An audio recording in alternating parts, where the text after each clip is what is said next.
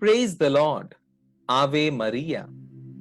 Welcome to another episode of Faithful Friend. Today's food for thought: don't consider God's mercy as his negligence. In a counseling session, a young woman asked, why do we not get immediate response from God to the injustice done against women? Why do they who trouble us go unpunished by God? This question might bother many of us too. If they would have got immediate punishment from God, nobody would have dared to do such heinous crimes against women. Punishments like if somebody is committing a violence in dark, gets bitten by snake, he will never repeat it. There is a reason why God is not punishing us immediately. We see it in Romans chapter 9 verses 22.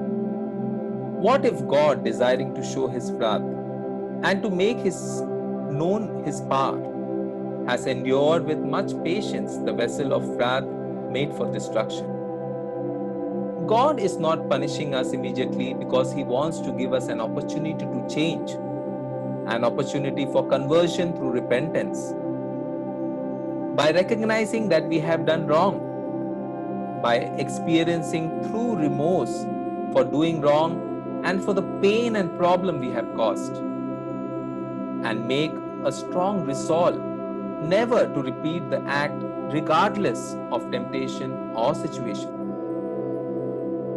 An atheist called Hingler Soul during a speech was trying to give proof that God doesn't exist.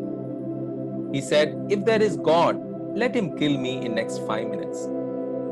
He waited for 5 minutes and nothing happened.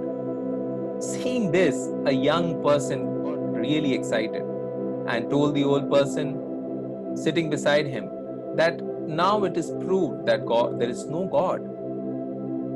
The old man smiled and said, no, it has proved that how patient God is.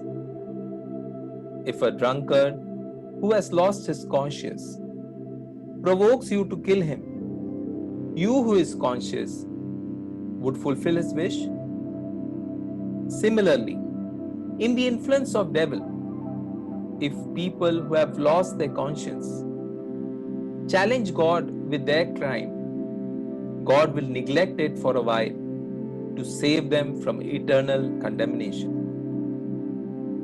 For if we would have got punishment for all the wrongs we do, many of us would have not been living today.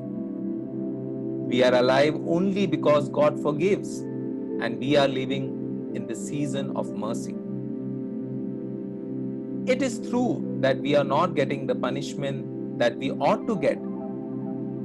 But before God's final final judgment is passed upon us, let's make the necessary amendment to our lives.